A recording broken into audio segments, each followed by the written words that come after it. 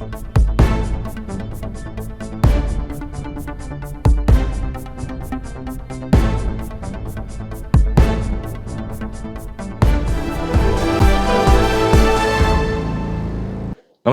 Welcome to ఋషి reports. ఇవాళ నేను ప్రధానంగా 4 ప్రశ్నల గురించి డిస్కస్ చేయబోతున్నాను.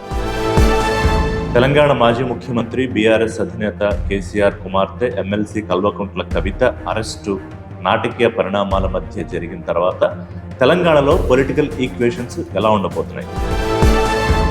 మోదీ నాగర్ కర్నూలు సభలో చెప్పినట్టుగా నిజంగానే అవినీతి చేసేవాళ్ళని, అవినీతి పరులని వదిలిపెట్టబోరా? వైఎస్ఆర్సీపీ అధినేత జగన్మోహన్ రెడ్డి అసెంబ్లీ, ఎంపీ ఎన్నికలకు అభ్యర్థులను ప్రకటించారు ఒకేసారి ఇడుపులపాయ నుంచి. 175 మంది ఎమ్మెల్యేలు, 25 మంది ఎంపీ అభ్యర్థుల్లో వీళ్ళందరిలో ఎంతమంది గెలుపు గుర్రారు? రేవంత్ రెడ్డి 100 రోజుల పాలన పూర్తి చేసుకోబోతున్నారు. చాలా కాన్ఫిడెంట్గా ఆయన 100 రోజుల పాలన ఎలా జరిగింది అని చెప్పారు. నిజంగానే రేవంత్ రెడ్డి 100 రోజుల పాలన బ్రహ్మాండంగా ఉందా? కవిత అరెస్టు మొదటి ప్రశ్న. అసెంబ్లీ ఎన్నికలకు ముందు కవిత ఇదిగో అరెస్టు, అదిగో అరెస్టు అని ఎంతో హడావుడి జరిగింది. బండి సంజయ్ నుంచి అనేక మంది బీజేపీ నాయకులు కవితకు జైల్లో రూమ్ కూడా రెడీ చేసేసాం, రెడీగా ఉంది అని చెప్పారు. కానీ కవిత అరెస్టు జరగలేదు. బీజేపీ నాయకులు 119 నియోజకవర్గాల్లో ఎక్కడికి వెళ్ళినా కూడా 2 ప్రశ్నలు వాళ్ళని అడిగారు. ఒకటి, బండి సంజయ్ని ఎందుకు తప్పించారు, కవితను ఎందుకు అరెస్ట్ చేయలేదు అని. ఈ 2 ప్రశ్నలకు సమాధానంగా చాలా పెద్ద మూల్యమే చెల్లించుకోవాల్సి వచ్చింది. బీజేపీ 8 సీట్లు గెలుచుకుంది. గతంతో పోలిస్తే ఎక్కువైనా కూడా బీజేపీకి వచ్చిన హైప్తో పోలిస్తే ఆ సీట్ల సంఖ్య తక్కువ. ఇప్పుడు మోదీ, అమిత్ షా అపర చాణక్యులుగా పేరు తెచ్చుకున్నారు. దేశ రాజకీయాల్లో ఏ రకంగా ఎప్పుడు చక్రం తిప్పాలి అనే టైమింగ్ వాళ్ళకు చాలా స్పష్టంగా ఉంటుంది. అప్పట్లో కవితను అరెస్ట్ చేసినా దాని సానుభూతి పవనాలు ఒకవేళ బీఆర్ఎస్కే వస్తే మళ్ళీ బీఆర్ఎస్ తిరిగి అధికారంలోకి వచ్చే అవకాశం ఉంటుందా? అలాగే బీఆర్ఎస్, బీజేపీ కలిసి పనిచేస్తున్నాయి అనే అపవాదు మూటగట్టుకోవడానికి కాకుండా దాన్ని పక్కన పెట్టడానికి అరెస్ట్ చేసిన మాత్రాన బీజేపీ అధికారంలోకి వచ్చే అవకాశం ఉందా? ఛాన్స్ లేదు. కానీ అదే లోక్సభ ఎన్నికలకు ముందు కవిత అరెస్టు జరిగితే ఖచ్చితంగా బీజేపీ గెలుచుకునే లోక్సభ సీట్ల సంఖ్యలో దాని మైలేజ్ చాలా స్పష్టంగా ఉంటుంది. ఇప్పటికొస్తున్న సర్వేల ప్రకారం 4 నుంచి 6 దాకా బీజేపీ గెలుచుకోవచ్చు అని చెప్తున్నారు. అది మరొక 2 స్థానాలు పెరిగినా ఆశ్చర్యపోనక్కర్లేదు. ఇక కవిత అరెస్టు తర్వాత జరిగే పరిణామాల్లో నిన్న హైడ్రామా కేటీఆర్ అలాగే ఈడీ అధికారుల మధ్య జరిగింది. ఈడీ అధికారులు ఏకంగా బంజారాహిల్స్ పిఎస్లో కేటీఆర్ మీద ఫిర్యాదు చేశారు. ప్రస్తుతం కేటీఆర్ ఢిల్లీలో ఉన్నారు. కవితను వాళ్ళ కోర్టులో ప్రవేశపెట్టారు. ఖచ్చితంగా ఈ లిక్కర్ స్కామ్ కేసులో ఈడీ దూకుడు చూస్తూ ఉంటే, వాళ్ళు వెళుతున్న ఫేస్ చూస్తూ ఉంటే కనుక ఇప్పటికే చాలామంది జైల్లో ఉన్నారు. కవితకు కూడా జైలు జీవితం అనుభవించక తప్పే పరిస్థితి కనిపించట్లేదు. ఈ కేసులో అంత సులువుగా బెయిల్ వచ్చే అవకాశం లేదు. అయితే ఇక్కడ రాజకీయ సమీకరణలు ఎలా మారతాయి? ఇప్పుడు క్లియర్ కట్గా Congress versus BJP versus BRS Lok Sabha ఎన్నికలకు వెళ్ళబోతున్నారు. కవిత అరెస్టుతో ఈ ఇద్దరి మధ్య రాజకీయంగా సఖ్యత లేదు అనేది ప్రజలకు బీజేపీ ఇచ్చే సంకేతం. కానీ కాంగ్రెస్ తీసుకునే మరో వెర్షన్ ఏంటంటే ఇది కూడా ఒక డ్రామా. నిన్న కోమటిరెడ్డి వెంకటరెడ్డి అంటే ఈరోజు సాక్షాత్ ముఖ్యమంత్రి రేవంత్ రెడ్డి అన్నారు. పొలిటికల్ డ్రామాలో భాగంగానే వాళ్ళిద్దరూ అండర్స్టాండింగ్లో ఉండి కాంగ్రెస్కి వచ్చే సీట్లను కొల్లగొట్టడానికి, అది బీజేపీ ఖాతాలో పడవచ్చు లేదా సానుభూతి బీఆర్ఎస్ ఖాతాలో పడవచ్చు, కానీ కాంగ్రెస్ తాలూకా ఓట్లను కొల్లగొట్టడానికి ఒక పొలిటికల్ డ్రామా మోడీ ఆడుతున్నారని రేవంత్ రెడ్డి అంటున్నారు. సో రేపు గెలవబోయే సీట్లను బట్టి ఎవరి డ్రామా వర్కౌట్ అయింది, ఎవరి వ్యూహాలు పనిచేయలేదు అనేది మనకు అర్థమైపోతుంది. కానీ ఇది మాత్రం ఒక చాలా కీలకమైన పరిణామం. ఈ మధ్యలో ఒక అంశాన్ని నేను మీ దృష్టికి తీసుకురావాలి. అసెంబ్లీ ఎన్నికల తరువాత సాక్షాత్తు కేటీఆర్ ఢిల్లీలో మకాం వేసి ఎన్డీఏలో ఫోల్డ్లోకి వెళ్ళడానికి భాగస్వాములు అవుతామని చెప్పి ప్రయత్నం చేశారు. కానీ మోడీ దగ్గరికి రానివ్వలేదు.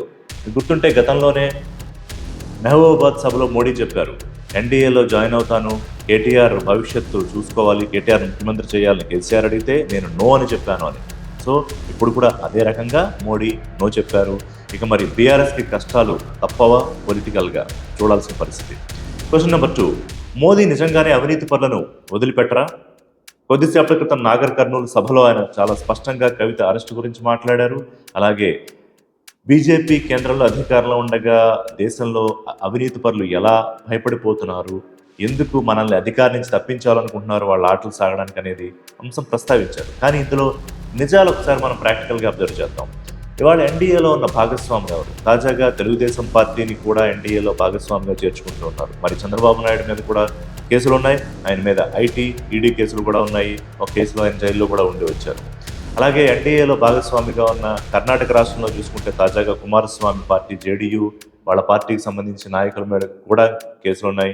వాళ్ళు కూడా బీజేపీ, మోడీ పార్టీలో భాగస్వాములుగానే ఉన్నారు.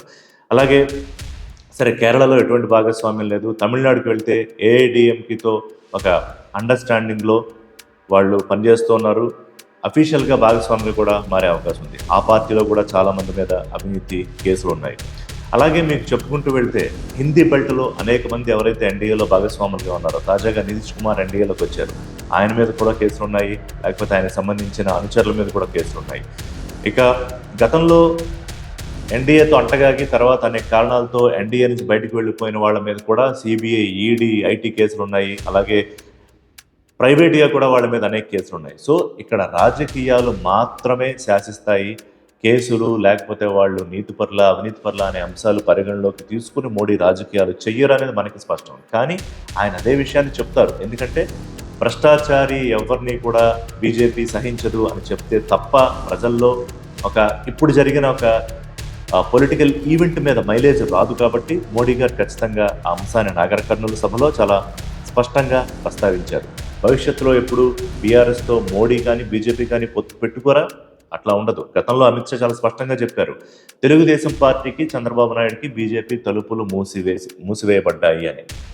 రాజకీయాల్లో తలుపులే ఉండవు, ఇక మూసివేయడాలు తీసివేయడాలు ఏముంటాయి. సో చంద్రబాబు నాయుడు మళ్ళీ వెళ్ళారు, సిఏఏ మీద అనుకూలంగా మాట్లాడుతున్నారు. అలాగే అనేక అంశాల మీద బీజేపీకి అనుకూలంగా మాట్లాడుతున్నారు. ఆ మాటకు వస్తే జగన్మోహన్ రెడ్డి ఎప్పుడు బీజేపీ ఏ పని చేసినా, మోడీ ఏ పని చేసినా ఒక్క మాట కూడా ఎదురు చెప్పరు. ఆయన మీద 11 ఛార్జ్ షీట్లు ఉన్నాయి. ఈడీ, సిబిఐలు కలిపితే ఇంకా దాదాపు 16 పైగా ఛార్జ్ షీట్లు ఉన్నాయి. మరి ఎందుకు మోడీ జగన్మోహన్ రెడ్డిని ఆయనకి ఫ్రీ హ్యాండ్ ఇచ్చారు?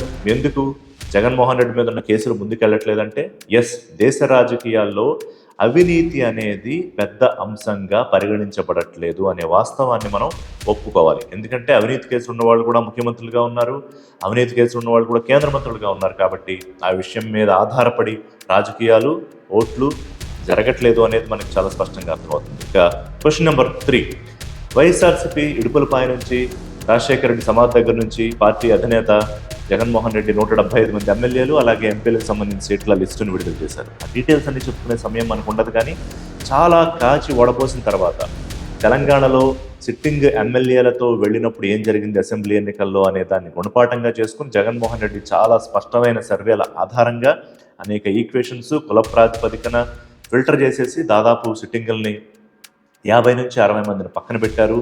కొంతమంది యువతను ముందుకు తీసుకొచ్చారు, మిగతా వాళ్ళని సిట్టింగులుగా కూర్చోబెట్టి 175 మందిని ప్రకటించారు. ఎందుకంటే ఇవాళ ఆయన కూటమితో పోరాడుతున్నారు. గతంలో తెలుగుదేశం వర్సెస్ వైఎస్ఆర్సీపీ అన్నప్పుడు జగన్మోహన్ రెడ్డికి గేమ్ ఈజీగా ఉండేది. కానీ జనసేన ఎప్పుడైతే చంద్రబాబు నాయుడు కష్టాల్లో ఉండి జైల్లో ఉన్నప్పుడు పూర్తి స్థాయిలో బేషరతుగా మద్దతు ప్రకటించేశారో అప్పటికి సీట్ల లెక్కలేం లేవు, ఎటువంటి ఎత్తులు వ్యూహాలు లేవు. ఆ తర్వాత ఒక రకంగా తెలుగుదేశం పార్టీ, జనసేన కూటమి చాలా స్ట్రాంగ్గా కనిపించింది. జగన్మోహన్ రెడ్డిలో కదలిక ప్రారంభమైంది. ఏ రకంగా అన్న జనసేనను బీజేపీని ఒప్పించి తెలుగుదేశం పార్టీతో పొత్తు లేకుండా తెలుగుదేశం పార్టీ ఎన్డీఏలోకి వెళ్లకుండా చూడాలని విశ్వ ప్రయత్నం చేశారు. కానీ అది సాధ్యపడలేదు. రేపు ఎల్లుండో ఎన్డీఏలోకి వెళుతుంది అన్నప్పుడు కూడా జగన్మోహన్ రెడ్డి చివరి ప్రయత్నాలు చేశారు ఢిల్లీలో వెళ్ళి. కానీ ఎవరి రాజకీయ సమీకరణాలు వాడుకుంటాయి. బీజేపీకి పవన్ కళ్యాణ్ చాలా ముఖ్యమైన నాయకుడు ఫ్యూచర్ రాజకీయాలు చేయడానికి. చంద్రబాబు నాయుడుతో ఈరోజు ఇష్టం ఉన్నా ఇష్టం లేకపోయినా పవన్ కళ్యాణ్ ఒత్తిడి మేరకు పవన్ కళ్యాణ్ వీళ్ళిద్దరినీ కలపడంలో చాలా కీలక పాత్ర పోషించారు. సో ఇప్పుడు వీళ్ల మీద, కూటమి మీద పోరాడడానికి వైఎస్ఆర్సీపీ చాలా వ్యూహాలతో ఇవాళ ఎన్నికలకు వెళ్ళబోతోంది. ఇక రేపు ఎలక్షనీరింగ్ ఏ రకంగా జరగబోతుంది, కూటమిలో ఉన్న బీజేపీ మరి వైఎస్ఆర్సీపీని ఫ్రీగా ఎలక్షనీరింగ్ చేసుకునే అవకాశం ఇస్తుందా లేదా, లేకపోతే ఇబ్బంది పడుతూ ఎలక్షనీరింగ్ చేయాలా, ఆ మేర ఇటు చంద్రబాబు నాయుడు పూర్తి స్థాయిలో ఆ ఫ్రీడమ్ని తీసుకోగలుగుతారా, ఇవన్నీ రాబోయే రోజుల్లో మనం మాట్లాడుకుందాము. అయితే ఇప్పటికైతే పూర్తిగా 50% పైగా ఎస్సీ, ఎస్టీ, మైనారిటీలకు సీట్లు కేటాయించామని చెప్తున్నారు జగన్మోహన్ రెడ్డి. అలాగే 12% పైగా మహిళలు ఉన్నారు. ఇంకా ఎక్కువ మంది ఉంటే బాగుంటుంది అనుకున్నారు, కానీ సాధ్యపడలేదని చెప్పారు. అయితే ఏ ఎన్నికకు వెళ్ళినా అందరూ గెలుపు గుర్రాలే ఉండరు. గతంలో 151 మంది ఎమ్మెల్యేలను గెలుచుకున్నారు జగన్మోహన్ రెడ్డి. ఆంధ్రప్రదేశ్లో మ్యాజిక్ ఫిగర్, అంటే అధికారానికి కావాల్సిన నెంబర్ 88 మాత్రమే. సో 88 సీట్లు గెలుచుకోపోతామా అనే ధీమా జగన్మోహన్ రెడ్డిలో ఉంటే 125 పైగా కూటమికి నెంబర్ వస్తుందనే ధీమాలో టీడీపీ, జనసేన కనిపిస్తోంది. బీజేపీ ఇంకా సీట్లను ప్రకటించాలి. టీడీపీ దాదాపుగా లిస్టు ప్రకటించేస్తుంది. జనసేన లిస్టు ఇంకా రావాలి. సో చూద్దాం ఎంతమంది ఇందులో గెలుపుకు రాలనేది కూడా రానున్న రోజుల్లో మనం నియోజకవర్గాల వారీగా వాళ్ళ బలాబలాల ఆధారం చేసుకుని విశ్లేషణ చేసుకుందాం. ప్రశ్న నెంబర్ 4, రేవంత్ 100 రోజుల పాలన ఎలా ఉంది? ఏ ప్రభుత్వం ఏర్పడ్డాక వాళ్ళకి కనీసం ఒక 6 నెలల సమయం ఇవ్వాల్సి ఉంటుంది. ఎందుకంటే ప్రభుత్వం ఏర్పడాలి, వాళ్ళు కుదురుకోవాలి, అర్థం చేసుకోవాలి, అవగాహన పెంచుకోవాలి, ఒక ఎజెండా సిద్ధం చేసుకోవాలి, దాని మీద ప్రజల ఒపీనియన్స్ తీసుకుని ముందుకెళ్ళాలి. ఈ ప్రాసెస్ అంతా జరగడానికి కనీసం 4 నుంచి 6 నెలల సమయం పడుతుంది. కాబట్టి అంతకన్నా ముందే ఈ ప్రభుత్వం పనితీరు బాగుంది, ప్రభుత్వం పనితీరు బాగాలేదు అని చెప్పడం అనేది అది ప్రీ జడ్జిమెంటే అవుతుంది. నేను ఆ పని చేయడానికి సిద్ధంగా లేను. కానీ రేవంత్ రెడ్డి 100 రోజుల పాలన ఎలా ఉంది అంటే 6 గ్యారంటీల పథకాలను 100 రోజుల్లో అమలు చేస్తూ ఉన్నారు. ఇప్పటికీ దాదాపు 3 గ్యారంటీలకు సంబంధించి అమలు ప్రారంభమైంది. మిగతావి కూడా ప్రారంభానికి సంబంధించి మొదటి మెట్టు పడింది. ముఖ్యంగా ఆర్టీసీ బస్సు చాలా ఉచిత ప్రయాణం మహిళలకి చాలా పెద్ద ఎత్తున మైలేజ్ తెచ్చిపెట్టింది. మరోవైపు గ్యాస్ సిలిండర్ల అంశం ఒకటి చాలా ఎక్కువ మైలేజ్ తెచ్చిపెట్టింది. ఇక మిగతా అంశాలకు సంబంధించి గ్యారంటీలను ఒక్కొక్కటి అమలు చేసుకుంటూ వెళ్ళడం ఒక ఎత్తు అయితే, పొలిటికల్గా ప్రభుత్వాన్ని పడగొట్టేస్తామని ఎవరైతే బీఆర్ఎస్ నుంచి సీనియర్ నాయకులు మాట్లాడుతూ ఉన్నారో, బీజేపీ నాయకులు మాట్లాడుతూ ఉన్నారో, వీళ్ళని కౌంటర్ చేసుకోవడానికి రేవంత్ రెడ్డి చాలా ఎక్కువగా, చాలా అగ్రెసివ్గా టైం పెడుతూ ఉన్న పరిస్థితి. ఎక్కడా కూడా కాంప్రమైజ్ ఫారంలో రేవంత్ రెడ్డి వెళ్ళట్లేదు. మేము చూస్తూ కూర్చుంటామా మీరు ప్రభుత్వాలు పడగొడితే అంటే ఆయన వేరే భాష మాట్లాడారు, నేను ఈ భాషలో చెప్తూ ఉన్నాను. సో రేవంత్ రెడ్డి చాలా సుదీర్ఘంగా ఆయనతో ఉన్న జర్నీ, అంటే వారు పొలిటీషియన్గా, నేను జర్నలిస్ట్గా ఆయన దగ్గరగా చూసిన అనుభవం ప్రకారం రేవంత్ రెడ్డి ఎప్పుడు ఒక ఫైటర్గా ఉంటూ వచ్చారు. ఎక్కువ కాలం ప్రతిపక్షంలో ఉన్నారు. మొదటిసారి ఆయన అధికార పార్టీలోకి రావడం, అది కూడా నేరుగా ముఖ్యమంత్రి అయిపోవడం జరుగుతుంది. కాబట్టి ఆ పదవి తాలూకా ఇంపార్టెన్సు, అక్కడికి రావడానికి ఆయన పడిన కష్టము, అక్కడి నుంచి ఆయన పడగొట్టడానికి ఇంటర్నల్గా పార్టీలోనూ బయట నుంచి జరిగే ప్రయత్నాలు అన్నీ రేవంత్ రెడ్డి చాలా సునిశ్చితంగా గమనించుకుంటూ ముందుకి వెళుతున్నారు. అందుకే కేంద్ర పెద్దలతో కూడా నేను గొడవ పెట్టుకోనని మోదీని బడాభాయ్ అన్నారు. రాజకీయంగా ఇబ్బందులు ఉండొచ్చు, కానీ కేంద్ర రాష్ట్ర ప్రభుత్వాల మధ్య ఇబ్బందులు తెచ్చుకోకూడదు, అలాగే మోడీకి ఒక టార్గెట్ కాకూడదు అనేది కూడా ఆయన చాలా స్పష్టంగా పెట్టుకున్న ఒక లక్ష్యంగా కనిపిస్తోంది. ఇక కేసీఆర్, కేటీఆర్, హరీష్ రావు, కవిత వీళ్ళ నలుగురిని కోలుకోలేకుండా దెబ్బతీయాలనేది కూడా రేవంత్ రెడ్డి టార్గెట్. వాళ్ళ కవిత అరెస్టు బీజేపీ, బీఆర్ఎస్ అండర్స్టాండింగ్లో భాగమని ఆయన చెప్పొచ్చు, పొలిటికల్ ఈక్వేషన్స్లో భాగంగా. కానీ inside he's feeling definitely very happy. ఎందుకంటే రాజకీయ ప్రత్యర్థుల బలాలు తగ్గిపోతున్నప్పుడు, అంటే జైలుకి వెళ్ళడం అనేది మానసికంగా చాలా పెద్ద ఇబ్బందికరమైన వ్యవహారం. అలాగే ఆర్థికంగా ఇబ్బందులు కలగడం అనేది చాలా మానసిక స్థితిని దిగజార్చే, లేకపోతే దౌర్బల్యాన్ని తీసుకొచ్చే ఒక ఇవన్నీ కార్యాచరణలో భాగంగా ఎప్పుడైతే రాజకీయ ప్రత్యర్థులు అలాంటి ట్రాప్లో ఇరుక్కుంటారో, వలలో చుట్టుకుంటారో, ఈయన ఇంకా బలపడతారు. సో ఒకవైపు రాజకీయంగా, ఒకవైపు పాలసీల పరంగా రేవంత్ రెడ్డి ఖచ్చితంగా ఆయన ప్రోగ్రెస్ రిపోర్ట్ బాగానే ఉంది. ఇక ముందు ముందు ఆయన ఎలా చేయబోతారు, ఏమిటి, ఇంటర్నల్గా ఉండే పొలిటికల్ ఈక్వేషన్స్ని ఎలా సరిదిద్దుకుంటారు, రాజకీయ ప్రత్యర్థులను ఎలా ఎదుర్కొంటారు, లోక్సభ ఎన్నికల్లో ఎన్ని సీట్లు సాధిస్తారు. ఆయన టార్గెట్ 12-13 సీట్లు పట్టాలని ఉంది. కనీసం 8 నుంచి 10 సీట్లు అయితే కాంగ్రెస్కి వచ్చే అవకాశం స్పష్టంగా కనిపిస్తోంది. ఆ తరువాత ఆయన మరో రకమైన జూలు విధిల్చే అవకాశం కూడా కనిపిస్తోంది. ఆ అంశాలు మళ్ళీ మనం ఒకసారి మాట్లాడుకుందాం.